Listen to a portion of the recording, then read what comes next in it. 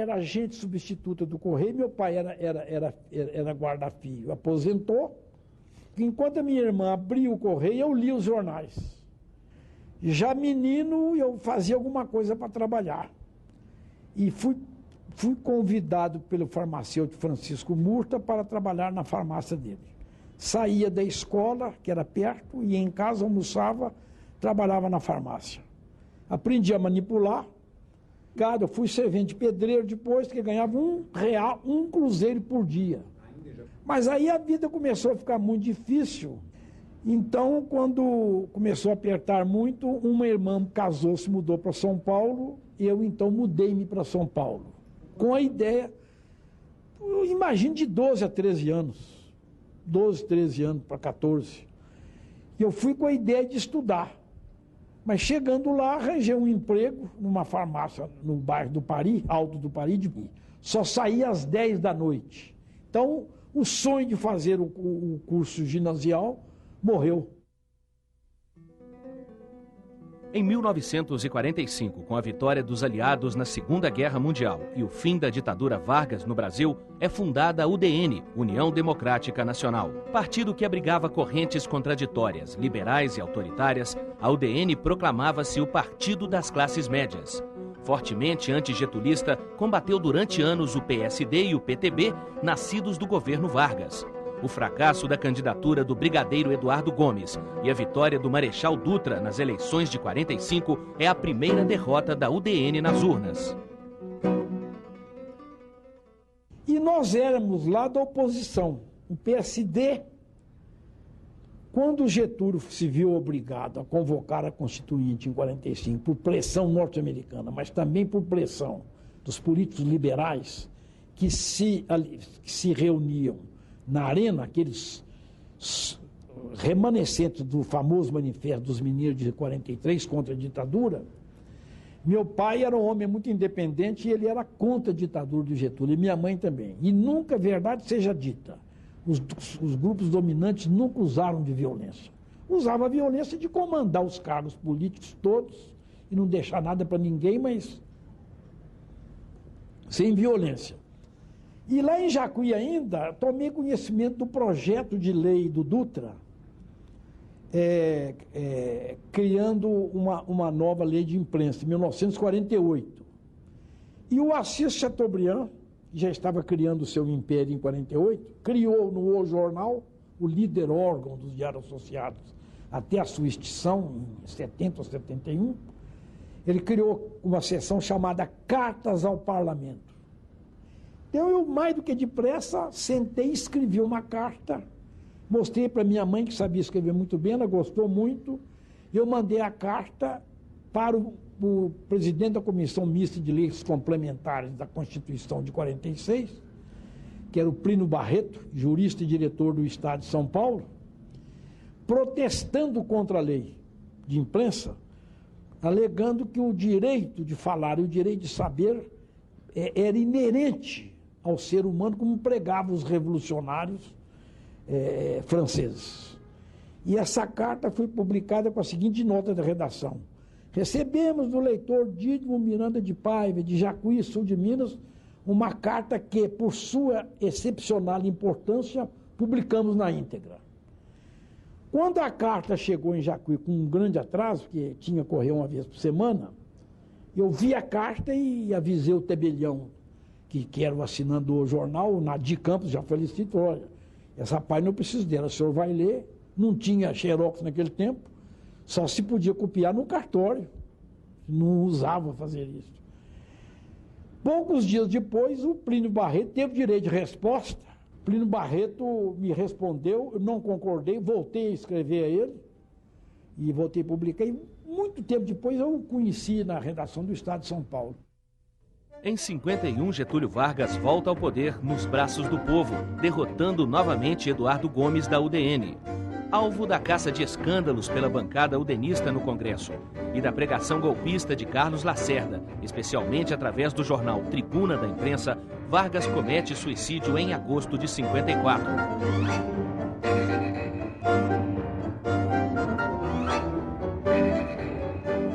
Em 55, outra vez a UDN perde a eleição presidencial com Juarez Távora para o PSD e o PTB, com a vitória de JK e João Goulart.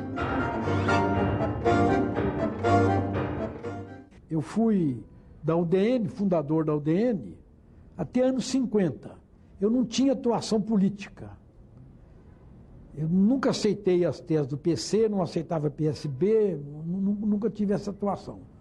A UDN, que era um partido liberal, tinha uma ala de direita violenta, dirigida pelo Carlos Lacerda e com apoio de Juracy Magalhães. Em Minas, não, Minas era mais liberal. Tinha um grupo da banda, chamada Banda de Música contra Getúlio, Oscar Correia, Bilac Pinto, mas o Milton sempre cuidadoso, não tomava essas posições, mas aquela radicalização sempre funcionava, porque eles tiveram a infelicidade de no atentado ao Carlos Lacerda, não matá-lo. E o Carlos Lacerda tinha um poder muito grande nas Forças Armadas e criar a chamada República do Galeão. Quando Getúlio ficou sabendo que ele iria depor na República do Galeão, houve desfecho. Ele deu um tiro no peito.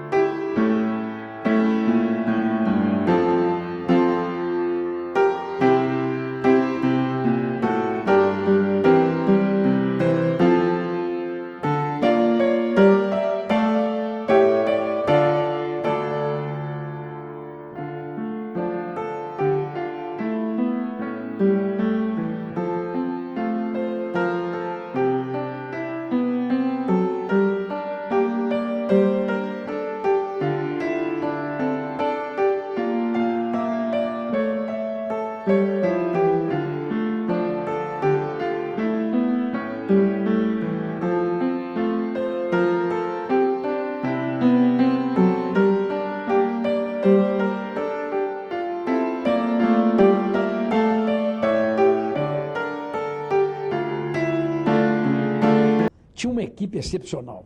Guy de Almeida, chefe de redação, Vander Piroli, por sinal, deixa eu falar, está com 12 livros para publicar. Pelo amor de Deus.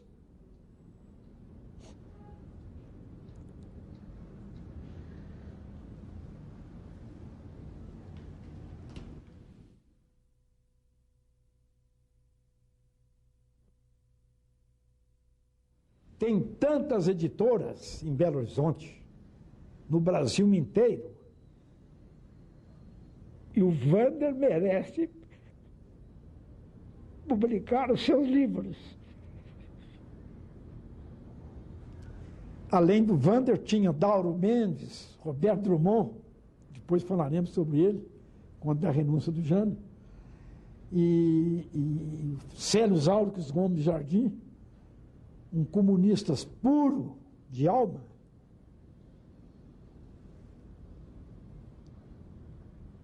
Já falecido, eu também já falecido, foi um jornal que tinha a alma de Minas dentro dele.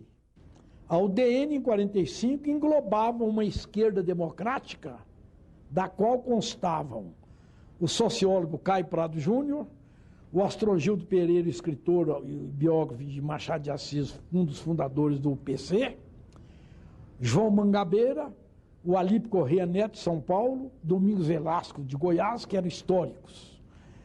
Logo antes da eleição, a esquerda democrática se desmembrou da UDN e criou o Partido Socialista Brasileiro, presidido pelo João Mangabeira, um grande tribuno também, irmão do Otávio Mangabeira, que na época era presidente da UDN. Tinha sido ministro do exterior do Washington Luiz em 30, foi exilado, voltou, assumiu a liderança das oposições.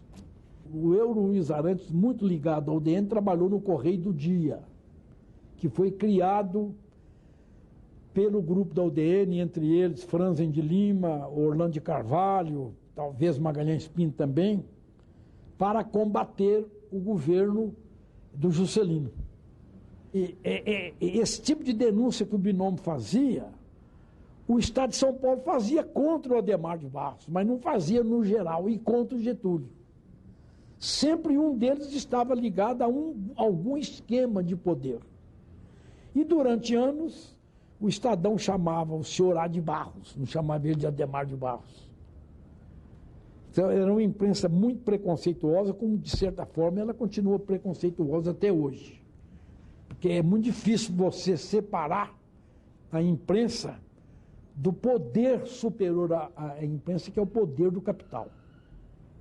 E naquele tempo, o Binômio saiu dessa linha porque ele vivia da publicidade e dizia lá claramente, no expediente dele, não recebemos anúncios do governo do Estado, do governo federal, da Companhia Força e Luz, de todos aqueles que queiram comprar a nossa opinião. Então, eu fiz, por exemplo, uma série de reportagens contando a vida do presidente todo-poderoso Antônio Luciano Pereira, dono do Banco da Financial da Produção. Eu fiz cerca de 18 ou 20 reportagens com o seguinte título, Luciano o Gangster, para fazer lembrar o Rock Luciano Gangster. Por isso eu fui processado 15 ou 20 vezes.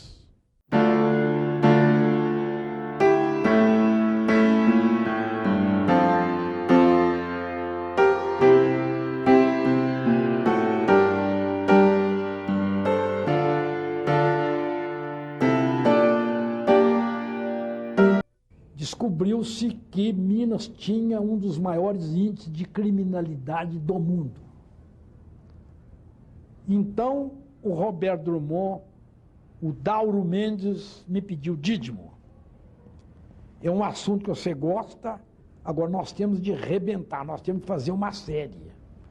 Então eu saí pesquisando, e por incrível que pareça, quem mais sabia dos crimes em Minas era o Aldo Espanholo. Vocês não vão lembrar, mas todo mundo que lembra do decacampeonato do América lembra porque ele era o goleiro, Aldo, do América.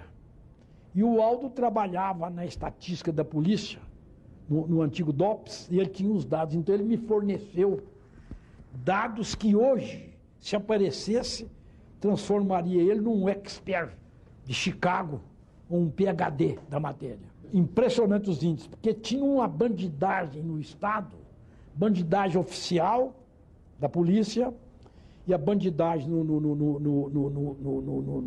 na região de Amorés, bandidagem na região do Contestado. O Juscelino nunca preparou na realidade um candidato, porque ele era também candidato em 65. E o Jânio Quadros tomou uma posição dúbia. Ele tomou uma posição social de esquerda, ele recebeu e condecorou com o Cruzeiro do Sul o Che Guevara, que foi um escândalo para a grande imprensa burguesa, como eles diziam, os comunistas diziam, o Departamento de Estado, no tempo do Foster Dulles, aquele povo tinha um ódio danado, já tinha um ódio do Fidel Castro. E ele começou a criar problema com o Carlos Lacerda. Uma vez ele chamou o Carlos Lacerda lá para ir a Brasília, para conversar. Quando o Carlos Lacerda chegou com as malas lá, ninguém recebeu ele, o Carlos Lacerda foi embora, saiu, não foi recebido e fez um pronunciamento violento contra o Jânio Quadros, né? Então aí deu-se o episódio da renúncia.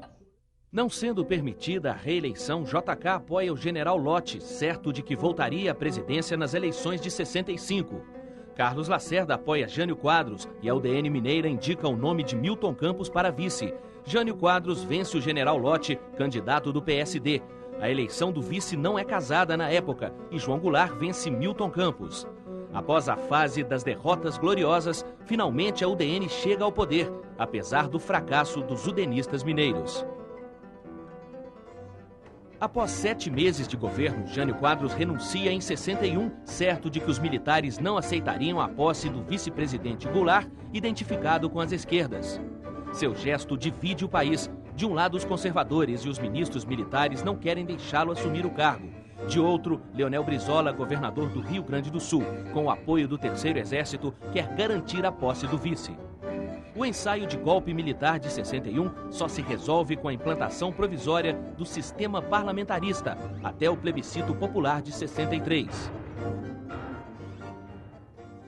Ele achava que ele, com a renúncia dele, que eles iriam buscá-lo onde ele estava, que ele tinha batido para o Santos ficar lá no Tamandaré, né? Mas aí houve uma discussão na Câmara Federal, e aí valeu a habilidade mineira do Alckmin. O Afonso Arinos queria dar o que a renúncia, alegava que a renúncia era um fato unilateral, não tinha que discutir. O Alckmin e outros deputados pediram que fosse ouvida a Comissão de Justiça. Naquele movimento deu tempo do Brizola e outros grupos se organizarem, e o Brizola organizou no Rio a Rede da Legalidade. Eu só falar na Rádio Gaúcha, o general Machado Lopes assumiu o comando das tropas do Sul e reagiram. O Jean Goulart caiu, mas eles não puderam fazer o que eles imaginaram, e o Jânio Quadros não voltou. Estava na última hora ainda, 61. E o Roberto Drummond, Dídimo, a direita deu golpe. Você vai fazer um manifesto aqui agora contra o golpe e pedindo a reintegração de posse do presidente João Goulart. No dia o Roberto me falou, eu fiz um manifesto e levei para o Edgar de Godoy da Mata Machado fazer a revisão. Ele aprovou, mudou uma vírgula ali, uma palavrinha, e nós saímos pegando as assinaturas de jornalistas e outros intelectuais. E a repercussão foi muito grande, porque o Diário publicou na íntegra, o Diário Católico. O Estado de Minas publicou pedaço, e os outros jornais publicaram trechos. Mas foi o primeiro manifesto antes de sair a Rede da Legalidade do Leonel Brizola. Essa repercussão. E esse documento foi muito importante, ninguém lembra dele. Repudiar todas as iniciativas, articulações ou fórmulas em andamento, com o objetivo de evitar o exercício do presidente constitucional da República, senhor João Belchior Marques Goulart. Protestar contra as prisões ilegais de elites sindicalistas e estudantes nas últimas horas.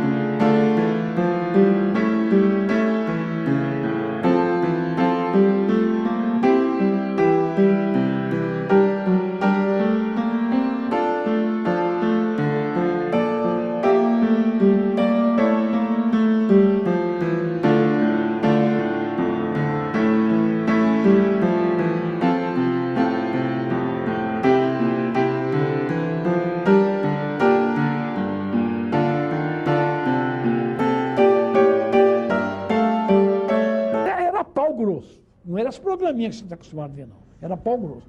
Tancredo não houve problema nenhum, respondeu tudo. Habilíssimo, grande orador, uma competência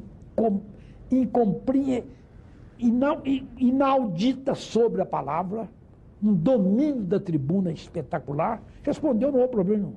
Ficou com raiva, não. Magalhães Pinto, segundo entrevistado. Magalhães, eu sempre era o redator das perguntas.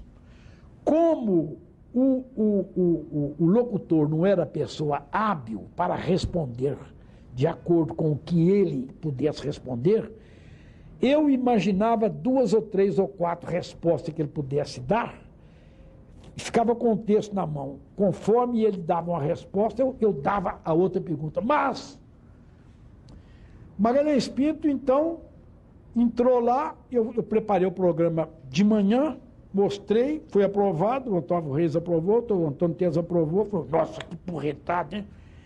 Então a primeira pergunta para o Magalhães, que Deus o tenha, foi o seguinte: governador, o senhor jura sobre a Bíblia que a sua fortuna é apenas aquela que o senhor declarou na declaração do TRE? Era uma coisinha brincadeira. Ele respondeu mais ou menos ali, mais 2, 3 perguntas violentas, ele abandonou o programa. Mas o programa continuou depois. Mas a gente não abria mão de jeito nenhum. Ele não ficou no programa, ele pediu para sair.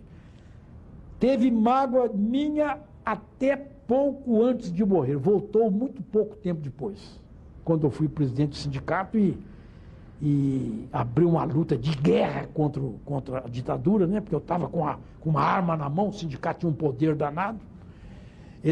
Aí depois ele voltou às boas.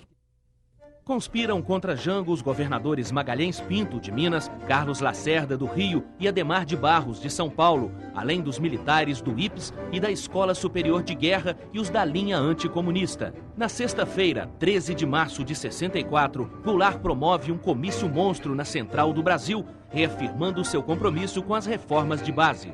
Uma semana depois, a União Cívica Feminina e a Campanha da Mulher pela Democracia, entidades bancadas pelo IPES, promovem a Marcha da Família com Deus pela Liberdade. É o pretexto civil para o golpe. O governo norte-americano mantém tropas e apoio logístico à disposição dos golpistas.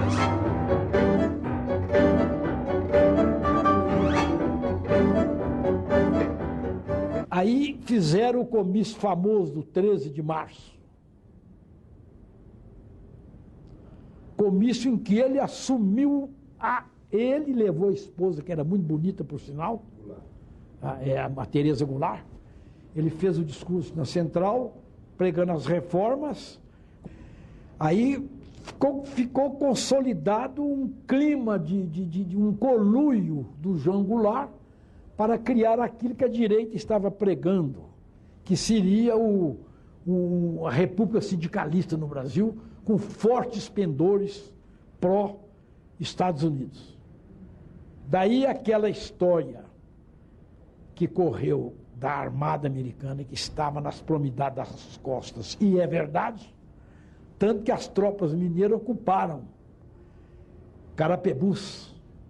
Todo mundo sabia que o Lincoln Gordon, o embaixador, tinha uma forte ascendência sobre a política brasileira. Porque o Kennedy, quando lançou a política da nova fronteira, ele realmente ele incentivou muito o Banco Mundial, e o Carlos Lacerda recebeu os primeiros grandes empréstimos com os quais ele fez Gandu, que era uma obra prometida há séculos, fez um grande governo. O governo João Goulart não interessava ao governo americano, mas o governo norte-americano jamais, no tempo do Kennedy, não tomou posição contra ele. Mas aí o Kennedy já tinha morrido, e era um governo duro, que era o governo do Johnson, né? E os militares americanos, e a CIA, e outros grupos, atuavam à revelia da lei. Eles não tomavam conhecimento. Quando eles tomavam essas posições, eles tomavam mesmo. O que ficou claro é que realmente, prevendo que a vitória ou um golpe militar dentro da linha de uma república sindicalista, com ou sem o Jango no poder, seria a maior derrota do Ocidente. Tanto que o Lincoln Gordon declarou na época que a derrubada do Jango foi a maior vitória dos Estados Unidos na luta leste-oeste contra a União Soviética.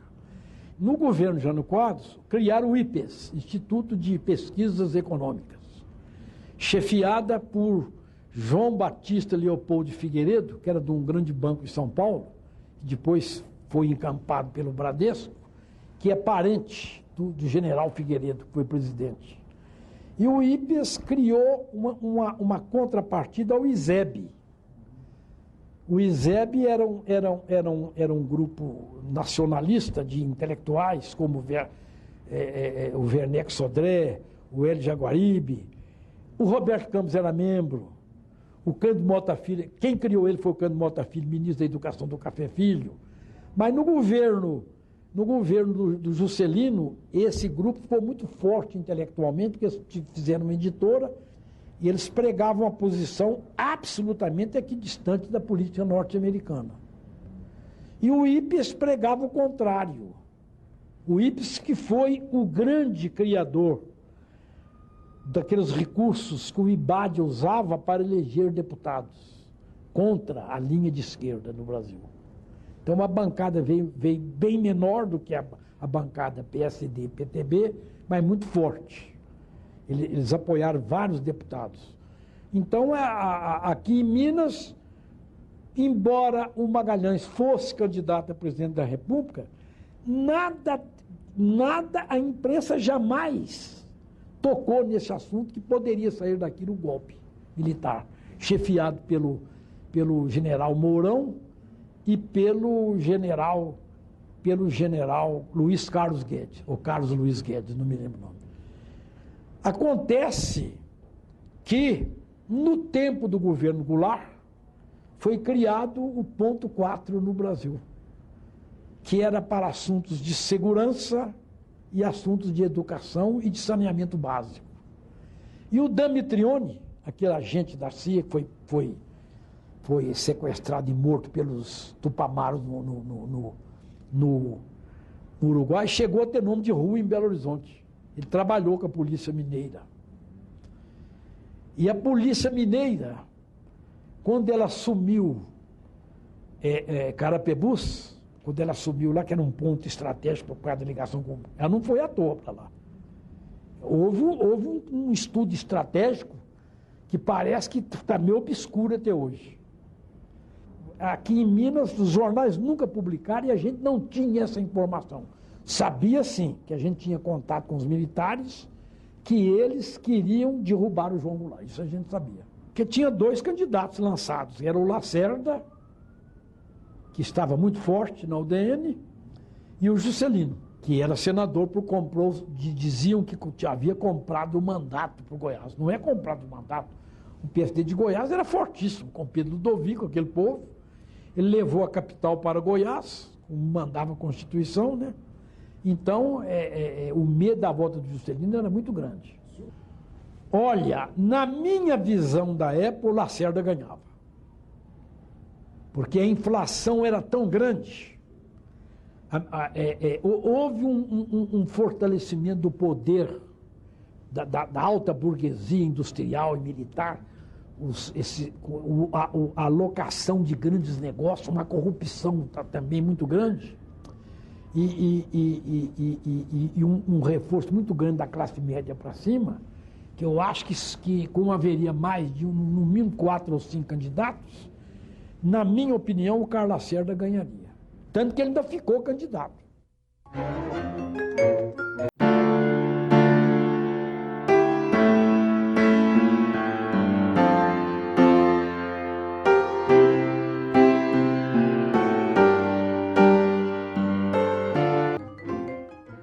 O Dom João Rezende Costa, através do Celso Azevedo, convidou-me para assumir a chefia do Diário, para fazer uma reforma no Diário.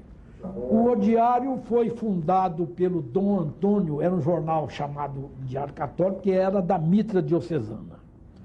Quem o criou foi o Dom Antônio dos Santos Cabral, alegando que o estado de Minas estava cheio de maçons. Esse é detalhe que pouca gente sabe. E ele foi criado, parece que por volta de 35, e com pessoal de alto nível, Edgar de Godoy da Mata Machado, o Mozart Menicone, José Mendonça, o João Etienne Filho, tinha o Frei Penido Martim Bonier, e foi o jornal que deu grande destaque à obra do Jacques Maritain, que era a chamada mão estendida para os comunistas. O Maritain ele era um filósofo muito aberto, e ele que tanto que os integralistas e direitistas chamava o pessoal do Diário da mão aberta. Era um grande jornal também, grande reportagem, dava muita cobertura à igreja. Aí o Dauro Mendes assumiu a chefia de redação para fazer a reforma. Trabalhou em vários jornais, principalmente no Binômio. E logo após o golpe, o general Costa e Silva, ministro da Guerra, veio a Belo Horizonte. Não sei se abril, deve ter sido em abril. E ele visitou todos os jornais pregando que a Revolução era democrática, que não haveria ditadura, absolutamente, que queríamos pôr as coisas nos lugares. Aí eu falei, eu era chefe de reportagem, eu estava lá, eu falei, ô general, então o senhor podia nos dar a manchete de amanhã. Qual é a notícia, grande notícia que o senhor tem? Ele falou assim, bom, minha grande notícia é o seguinte, os direitos dos trabalhadores serão mantidos e amanhã eu vou ter um encontro com o presidente da Associação Comercial, ou Confederação Nacional do Comércio, acho que é presidente das associações comerciais, Rui Gomes de Almeida, e vou dizer para ele que nós não admitiremos exploração dos trabalhadores. Então eu dei a manchete com isso. Quando houve as prisões, é que tivemos a ideia de fazer o manifesto contra o terrorismo, que eles prenderam só intelectuais, principalmente Gui de Almeida, general, o Celos Alves Gomes Jardim, conhecido como general da banda, o Aureclides Pontes de Lyon e o antropólogo Marcos Rubinger, e outros. Eleito o Castelo pelo Congresso, veio a cassação. E nas primeiras cassações, incluíram professores mineiros. O Aloysio, que estava fazendo uma reforma, o Luiz Pimenta, um grande resistente à ditadura, e outros. O Milton Campos era ministro, não concordou, aí nós fizemos o manifesto, o terrorismo cultural. Foi o primeiro grande documento contra maio de 64, abril ou maio de 64. O Globo tem esse manifesto.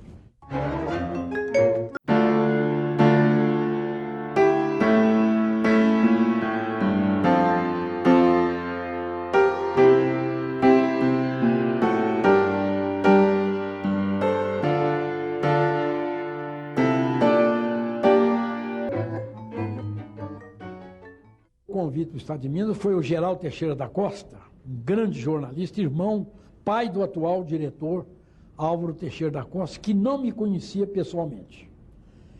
Ele me pediu a um publicitário amigo dele, o Álvaro Rezende Costa, que eu estava no Diário ainda, e na TV Globo. Me pediu para ir lá conversar com ele. Então eu cheguei lá, estava ele, o Pedro Aguinaldo e o Fábio Dói. O senhor Dito, eu tenho ouvido o seu programa, e eu gosto muito do seu texto, e eu acho que você tem boas informações. Não é a primeira vez que você tem sido indicado para cá. Numa das vezes, eles falaram que eu era comunista. O Frederico Sobrinho era de lá, editor de economia, o primeiro editor de economia, e era assessor da Associação Comercial. Me defendiu, mas não adiantou. Essa vez ele me convidou e o salário era muito bom. E eu trabalhava lá, ele me falou, você vai ajudar o Pedro Aguinaldo, porque o Pedro Aguinaldo está com uma carga muito grande. O Pedro Aguinaldo via tudo no jornal. E GG já era diretor e ele era diretor, redator-chefe. Você vai ajudar o Pedro e trabalhar em consonância com ele. E depois, pessoalmente comigo, falou assim, nós precisamos modernizar o Estado de Minas. E o mais interessante, o primeiro editorial contra a política recessiva do Roberto Campos, do Gudan e do Otávio Gouveia de Bulhões, eu estava lá sentado no gabinete do GG, do Pedro Aguinaldo, o Chateaubriand ligou e falou para o GG, o GG, o Roberto Campos está acabando com a indústria brasileira pela qual nós lutamos tanto. Nós precisamos dar um pau na política recessiva dele. Então o GG falou comigo, Odito, você está lendo? Eu leio todos os jornais, acompanho. Você pode fazer editorial de amanhã? Eu falei, posso. Então a primeira reportagem, o primeiro editorial contra o Estado, contra a política recessiva, foi mais ou menos junho de 64, elegantemente, com a linguagem que ele fazia questão de pôr, contra a política pedindo a reforma da política. Nós pegamos uma fase dura de censura direta. Por exemplo, nós tínhamos a informação total da morte nós tínhamos gente na fonte, tínhamos e eu tenho ainda a fonte da polícia. Nós tínhamos a informação total da circunstância em que foi morto o Carlos Lamarca. Não pudemos dar, porque veio a ordem de não dar. A censura era feita diária, dentro da redação. Certas coisas que deveriam ser importantes para a censura, o censor, que era militar, não sabia, saía. Havia um comitê de censura, que tinha civis e militares, e os militares, nós temos foto deles lá dentro. Mas depois começou a ficar meio ridículo, e o Castelo começou a tomar conta do governo, tirou a censura.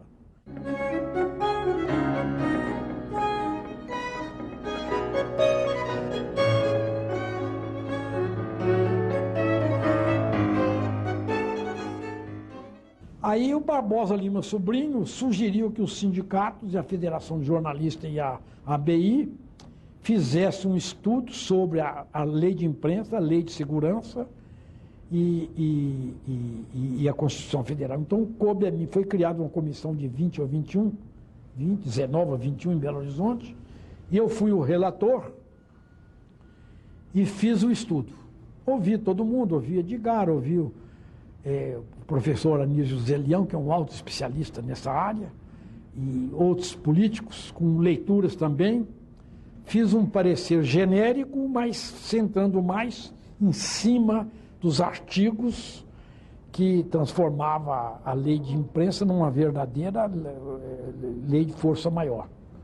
Como nós, em 65, tínhamos aprovado um código de ética, o João Camilo de Oliveira Torres, que era um historiador de alto nível, vale a pena ler, está muito esquecido, o Aires da Mata Machado Filho e eu, nós fizemos um manifesto, mas naquela visão da legalização que o Castelo pretendia.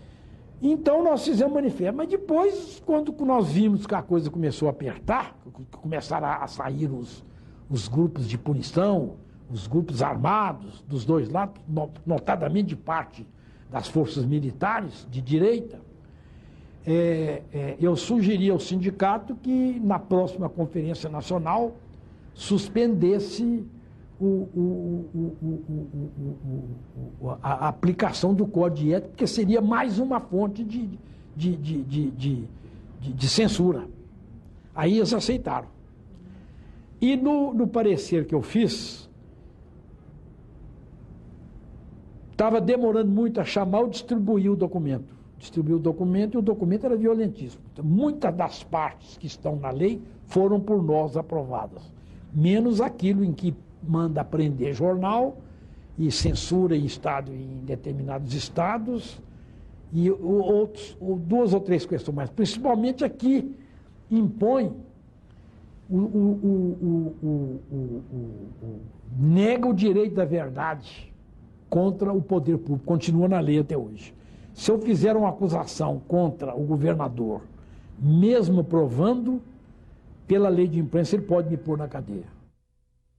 O projeto de lei de imprensa encaminhado ao Congresso Nacional pelo presidente Castelo Branco é uma vergonha. Na mesma linha totalitária, avança para transformar o jornalismo numa atividade emasculada e sem grandeza. Ai de quem não tiver vocação militarista. Tudo que se refere à segurança nacional é assunto proibido ao exame da crítica da imprensa. E assim por diante, num arsenal de proibições mesquinhas que envergonham a nação brasileira.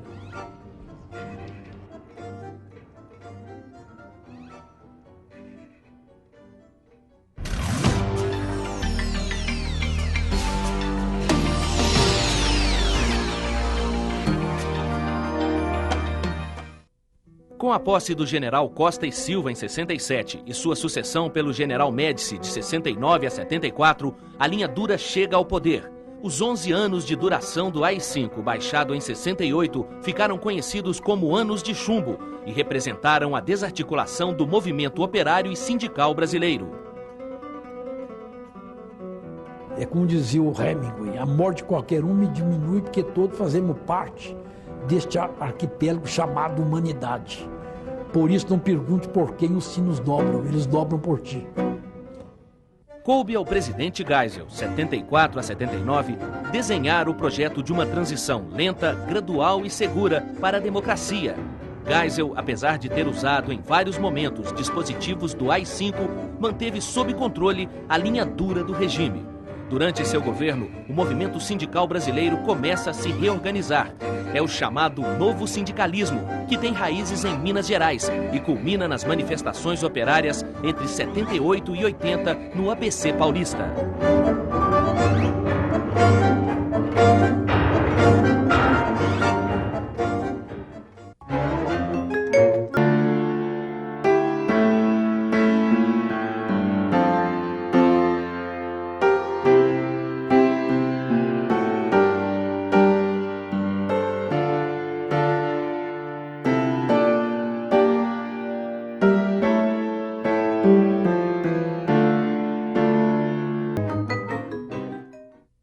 Em 74, sempre profissional, nunca mexi com política, me dava bem com o Dazinho, meus amigos escrevia para eles, o Bambirra, o Dimas Perrin.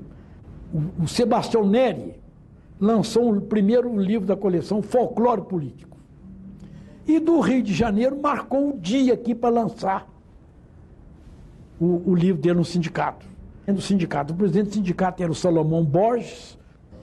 Ele me procurou, falou: Dídimo, o Neri é nosso amigo, começou no jornalismo aqui, foi deputado na Bahia, e nós precisamos de uma pessoa para saudá-lo. Nunca tinha feito um discurso público, eu sempre fui ruim de discurso. Viu? Não gosto, eu gosto de escrever, sou homem de texto. Aí eu falei: pois não tem problema nenhum. Não tem restrição, eu sei que vocês não vão me restringir. E estava lá o governador do estado, estava lá o general, estava lá aqueles coronéis, a politicagem toda. Lá eu peguei e falei assim: olha, este lançamento de livro aqui é histórico. Que quem conhece o Sebastião Neri como eu conheço, ele queria falar da política mentirosa que está aplicada no Brasil. Primeiro, abaixo os torturadores. Segundo, Assembleia Nacional Constituinte. Terceiro, liberdade para todos os partidos comunistas, libertação dos presos políticos, volta dos banidos. Nós não podemos brincar de folclore político, folclore tem o seu lugar, mas o Neri está dando um recado que é preciso saber entender. E eu não seria digno do meu nome.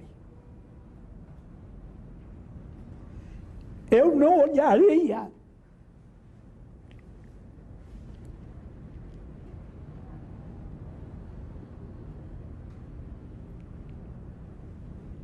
dos olhos da minha mulher, dos meus filhos, se eu chegasse lá e falar: saudei o livro do Neri sem fazer um discurso contra a ditadura. Então eu fiz um discurso, foi aquele aquele barulho danado, aquele negócio todo. Bom, 2 dias depois, o Mauro Santana já tinha voltado, tinha sido exilado também, e ele me mandou uma carta me apoiando com a turma do Globo. E achava que eu era um dos possíveis candidatos à sucessão presidencial no sindicato. E o Délio Rocha, que é um comunista puro, santo, ele era chefe de reportagem do Estado de Minas. Eu não sei por que cargas d'água ele conseguiu passar uma nota dizendo que estava crescendo em Minas e no Brasil inteiro a candidatura do Dino para presidente do Sindicato de Jornalistas. Na coluna que eu fiz quando entrei para lá, tinha a coluna Notas do Dia, que o GG e o Pedro Ignaldo faziam, e que eu fiz durante alguns anos, e nesse tempo era eu que fazia ainda. Aí não teve jeito, eu fui candidato. Aí eu falei, olha gente, eu sou candidato, mas eu vou ser um candidato político. Sem um órgão. Tinha aprendido com o Partido Comunista que você precisa ter um órgão para você falar em nome dele. Porque o Dino Zé Antônio não vale nada. Falei, eu vou fazer uma campanha violenta. Aí eu pedi ao Sebastião Martins, que eu acho um dos melhores redatores da história do Brasil, e o Demóstenes Romano, e o Washington Mello, por sugestão do Jorge Faria, preciso relembrar, porque ele era da diretoria anterior, que fizesse um programa, mas que eu iria rever o programa e ia acrescentar os detalhes fundamentais, que se não entrasse aqueles detalhes, que eu não seria candidato. Então lançamos esse manifesto da candidatura em novembro, logo depois dessas festas. O Washington Mello, com uma organização tremenda, distribuiu para o Brasil todo, e aí a situação não teve condição e eu fui candidato único. Mas acontece que, com o meu nome, Alaia Salles, fiscal do trabalho, muito amiga dos trabalhadores, nacionalista, desenvolvimentista, conhecia todos os grandes dirigentes sindicais, menos os pelegos, não gostava dos pelegos. Então eu fui procurado na redação do Estado de Minas, num dia pelo Arlindo Ramos, dos bancários, no outro dia pelo João Paulo Pires de Vasconcelos, de João Molevade. Aí comecei a tomar as primeiras lições de sindicato. E, por sinal, eles é que fizeram as eleições, que nós não sabíamos.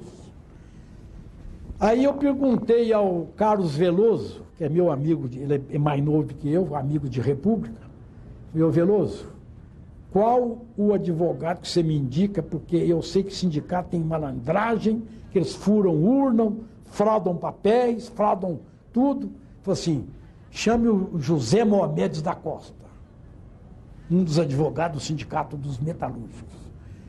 Não assine nenhum papel sem ele ver e sem ele assinar com você. Aí o Washington Mello, que depois o Lula falou que nós três, elogio boca própria Vitor Pérez, mas tem gravado, que nós três éramos dos maiores dirigentes sindicais do Brasil. Porque esse estava nascendo um novo sindicalismo. Porque o sindicato, manietado pelo Ministério do Trabalho e pela legislação e pelas comunidades de saúde dos sindicatos, não podia fazer campanha. Então eu falei, nós vamos fazer campanha onde tiver um jornalista. Então aconteceu um fato interessante. Chegamos na Rádio Inconfidência, um cara que é preciso contar a história dele verdadeira, o Aldair Pinto. Sapato branco, roupa branca, cabeludo, bonitão, tinha programa de auditório. Eu cheguei no programa dele, ele fez um barulho. Rádio Inconfidência tinha uma que nós temos de exigir a volta da grande Rádio Inconfidência. Ele fez um barulho no estado inteiro. Chegou aqui o jornalista que vai pôr para quebrar, quer ver os patrões brigar com ele. Tinha 8 tabelas sindicais, salários. Tinha de 150 a 700 reais, 700 cruzeiros. Aí visitei todas as redações. E aí eu já comecei a levar o João Paulo, o Arlindo. Aí houve eleição, eles acertaram tudo, ganhei por unanimidade, foi um negócio de doido. Foi uma festança, falei, agora nós vamos comer fogo, porque eu não vou aceitar a liberação. A lei manda liberar o sindicato. Todos os presidentes, ou quem é o presidente sindical, ou alguns, é só liberar o presidente. Quando eu recebi a carta do Camilo, não precisava trabalhar. Falei, absolutamente, agradeço muito, mas continuarei cumprindo o meu horário das 5 à meia-noite. Toda vez que tiver de viajar a serviço do movimento sindical brasileiro ou mineiro, o vice-presidente assumirá o lugar ou quem estiver no sindicato e comunicará por escrito. Por um dever de gratidão,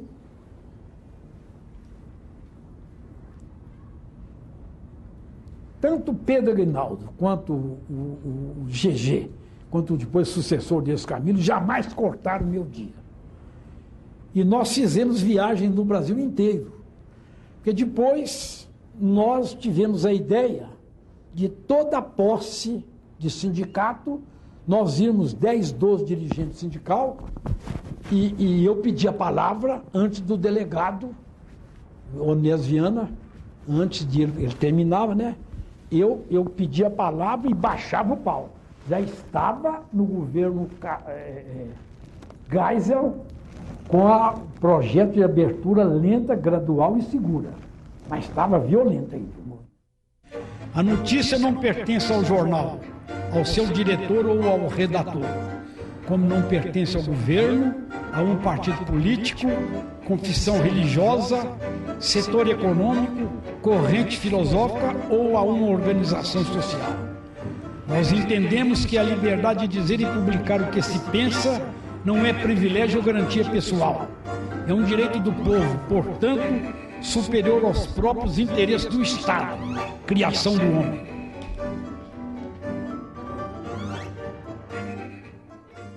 O movimento do novo sindicalismo nasceu aqui, com João Paulo, o Arlindo, o Newton Borges, o Vate Gomes, o Moura de Caeté, o Pierre e o metalúrgico de Belo Horizonte, o João Silveira. Nesse tempo não tinha Lula, não. Aí eles perguntavam muito, ô Dídio, como fazer, somente em Monlevade, Itapira, sindicato de base, como divulgar o sindicato? Falei, primeiro, cobrando do seu advogado, fazendo uma coisa, porque nós não sabemos escrever esses assuntos, os direitos. Que esse trabalhador discuta na casa dele, na família dele, no clube dele, na rua, que nós estamos vivendo um regime excepcional que é contra o trabalhador, como sempre foi. E que sindicato é coisa pública, não é coisa do governo, não. O Getúlio criou o sindicato em 1940 e continua até hoje. Acabaram com o imposto sindical, mentira. Tem a contribuição sindical, que mesmo não associado é obrigado a pagar Guaribá. Todos nós vamos pagar. E de tal forma que você é obrigado a pagar, porque até sem esse dinheiro atrapalha. E esse dinheiro, você sabe, ele vai uma grande parte para o Ministério, outra parte para as confederações, uma outra parte para as federações e uma parte para os sindicatos. E, sobretudo, participar das assembleias. Porque nós fizemos, por exemplo, uma assembleia no jornal, nós tivemos de buscar assinatura em casa para ter maioria, porque o sujeito não ia pagar o sindicato. Então, nós bolamos na minha gestão que o dinheiro fosse descontado na empresa. Mas para fazer essa assembleia, nós tivemos 170 pessoas, já tinha 800 associados. Então, eu e o Washington Melo, mais uns 4 ou 5, rodamos tudo, mandava para o interior para mandar assinatura. Então, começou esse movimento. E aí o pessoal começou a convidar a gente. Quando eu deixei o sindicato, eu tinha 400 pedidos de palestras. E não tinha um movimento sindical que não era feito lá no nosso sindicato. Um dia, no gabinete do Golbery, que era chefe do gabinete militar do gabinete civil do Geisel, ele falou ao deputado do PSD, aos 3 deputados, Guilherminho de Oliveira, Israel Pinheiro e Ibrahim Abiac, que depois veio a ser ministro do Figueiredo, que havia um comunista perigoso dirigindo a subversão em Minas Gerais, um tal Dídimo Paiva. Aí os três viram e falaram assim, ô general, o senhor está enganado, que ele é um democrata total, agora não admite a lesão a nenhum direito humano. Ele tem comunista, mas ele assume no sindicato dele. Ele não tem nada disso. Não tem absolutamente. Então, esses três que são apontados como gente conservadora de direita, defenderam um presidente do sindicato, que também não era de esquerda, mas que jamais compactuou com a ditadura. Repetindo o protomártir da Inconfidência, podemos dizer hoje, aqui e agora, o povo também sabe o que quer. Queremos liberdade para publicar todas as notícias que interessam ao povo brasileiro, na imprensa, no rádio e na televisão. Queremos liberdade e autonomia para a organização dos movimentos de estudantes e trabalhadores. Queremos liberdade de cátedra em todos os graus de ensino. Queremos anistia ampla e irrestrita como a pedra angular da pacificação nacional. Queremos o império da Constituição votado por uma Assembleia Nacional Constituinte exclusiva. Queremos democracia.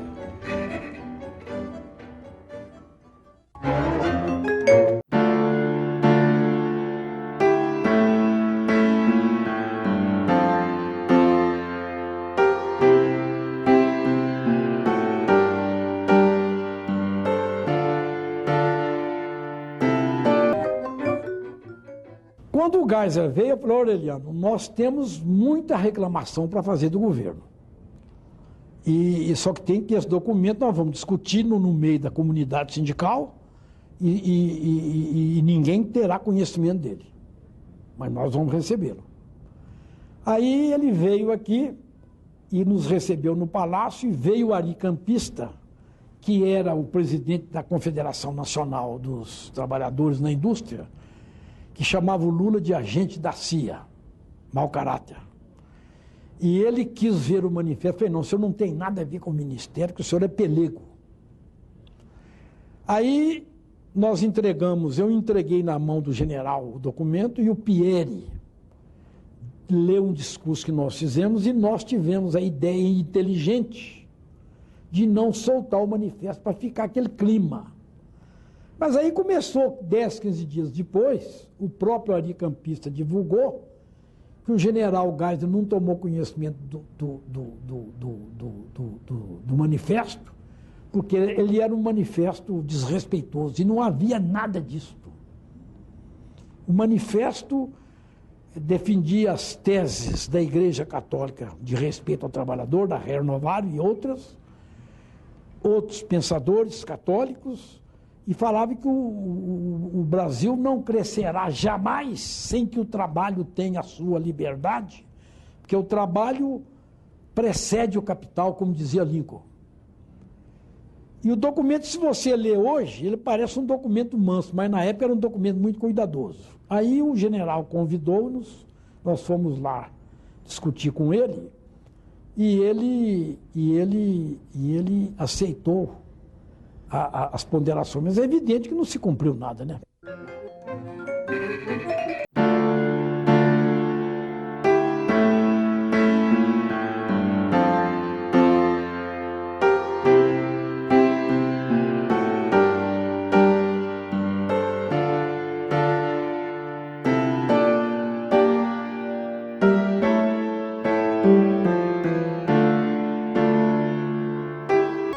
Nós concluímos que tinha a Convenção 87 da OIT, que estabelecia a pluralidade sindical livre de qualquer influência, e que o trabalhador seria ou não sindicalizado dependendo do seu interesse.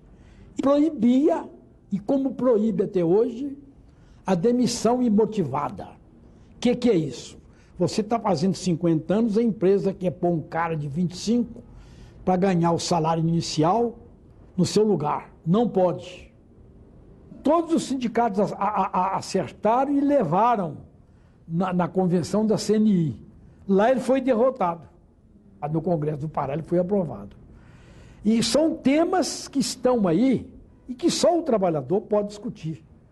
É só depositar o projeto, não poderá haver demissão involuntária. Não tem essa figura, no mundo inteiro não existe. Mas como a globalização chegou a um ponto de destruir o trabalhador e criar o trabalhador sem voz, que é o autômato, eles aumentaram de tal forma a produção que não vai haver mais consumo por causa dos baixos salários pagos em todo o mundo. Então a desumanização do hoje é muito pior do que era naquele tempo. É muito pior do que era naquele tempo. O Lula apareceu muito em 67, quando começou a discussão, 77, da reposição da maquiagem da inflação de 73, 74, promovida pelo Delfim Neto. Mas aí o Lula foi eleito em 78, nós somos cerca de 70 do sindicato do Brasil inteiro na posse. Foi lá nos estúdios da Vera Cruz, em São Bernardo, e eles me indicaram orador. E eu tinha feito um discurso, mas eu achei que não era conveniente ler o discurso e comecei na mesma base que eu comecei aqui. Abaixo a ditadura, queremos a volta dos banidos, abaixo a tortura, torturador na cadeia, constituinte exclusiva, liberdade sindical e liberdade para partidos políticos. O Lula não fez o discurso dele. Ele deixou o discurso no bolso e apoiou o meu discurso. Aí começou a ligação. Tudo ele ouvia, gente. Aí quando houve a greve, a decretação da intervenção no sindicato dele e ele não foi preso, eu chamei ele em Belo Horizonte e falei para a diretoria, não vou chamar a polícia, não vou avisar a polícia, não. Ele copiou lá em Brasília, lá em São Paulo, fazia reuniões. Aí as oposições sindicais começaram a ganhar. Evidente que de 15 mil sindicatos, 95% é de sindicato. Não é nem pelego, é sindicato abúlico, que não faz nada, né? Porque o tipo desse sindicato horizontal, ser elitista, não vale nada.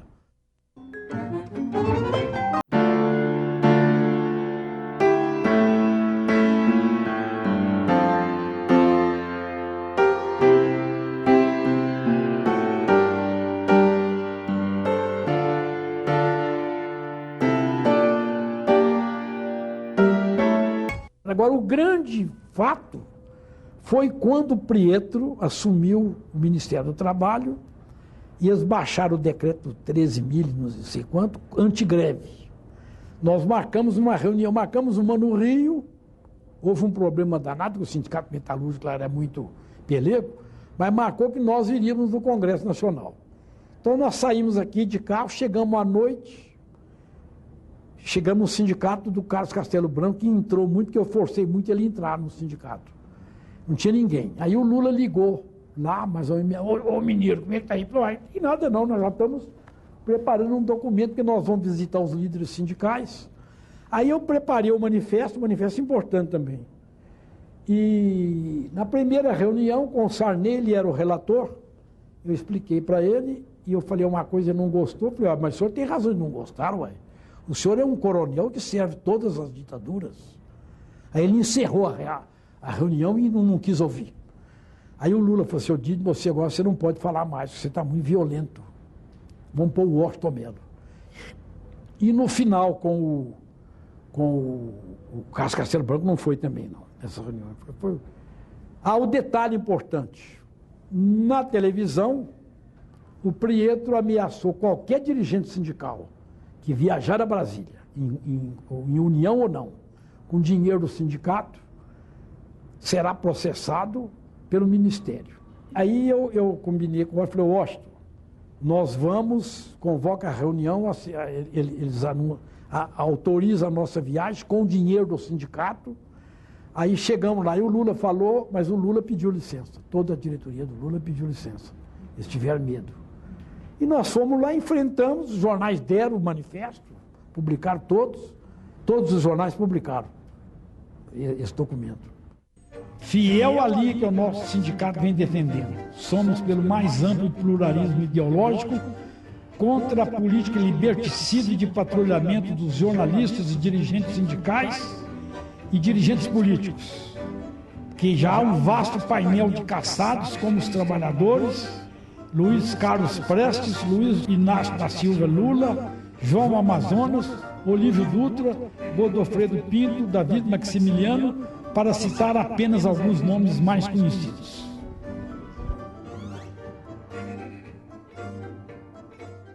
Nós trouxemos o Lula também, porque o Pizarro era o diretor da Construção Civil e ele era o tempo antigo, o líder sindical antigo, não tinha mobilização e tudo.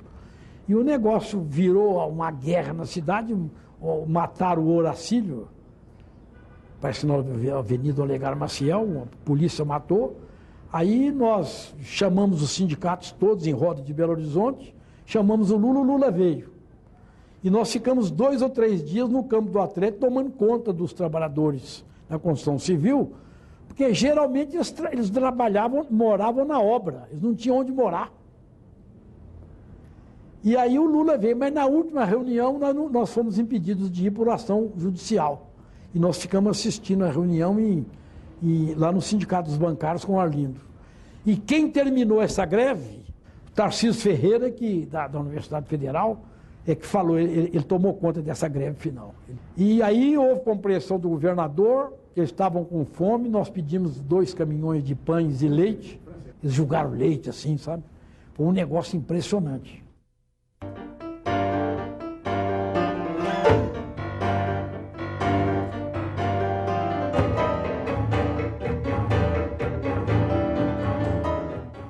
A primeira ideia foi o Arlindo Ramos. Evidente que hoje, com a obra feita, o nome dele dificilmente aparecerá, né? E parou. Mas depois o Lula voltou e com a ideia, o Joaquim dos Santos Andrade, que era também da Federação dos Trabalhadores na construção civil, na construção, né, na indústria em São Paulo, também discutiu, não foi para frente. Depois, em 80, foi para frente. Isso em Monlevade, E numa dessas vezes, ele me convidou para o governador, estava ele, Otávio Dulce, a Sandra. Eu falei, eu não posso ser candidato, porque eu não tenho, se eu ficar 1 mês sem trabalhar, eu passo fome. Ele falou, não, mas o partido paga. Eu falei, não, mas eu não posso receber, eu sou pequeno burguês. O primeiro homem que eu ouvi falar num partido dos trabalhadores foi o Arlindo. Eu falei, Arlindo, trabalhador limita muito, porque o povo brasileiro não gosta de trabalhador. Trabalhador ninguém gosta. Vamos pôr popular. Mas aí ficou o trabalhador. Eu participei das primeiras reuniões em Belo Horizonte, com o Mário Pedrosa, lá no Sindicato dos Metalúrgicos de Belo Horizonte, com o João Silveira, mas não quis entrar para o partido. Eu fui o único que não entrei para o partido. Eu achava que a solução de partido no Brasil, ela nada significa. E o partido no Brasil é sempre uma coisa de elite. O povo brasileiro não tem ainda consciência e preparação cultural para partido. Então eu acho que o Lula, o primeiro diploma que ele ganhou não foi diploma de presidente da República, não. O primeiro diploma foi ele ter acreditado, ter participado de um grupo fora do poder, fundar um partido político. Eu acho que isso é a grande obra do século no Brasil. Quer queira ou não, foi a fundação do PT. Eu jamais me filiarei ao PT. Não tem estômago para fazer aquilo que o Zé Dirceu, o Genuíno, são obrigados a fazer, que é próprio do processo político. Eu acho que um dos grandes acontecimentos, mas não por ser ele analfabeto, porque ele não é um analfabeto. Extremamente intuitivo, tem uma cultura de leitura das pessoas impressionantes. Então, se você tem de procurar a corrupção, você vai procurar nas elites. O trabalhador não tem jeito de ser corrupto.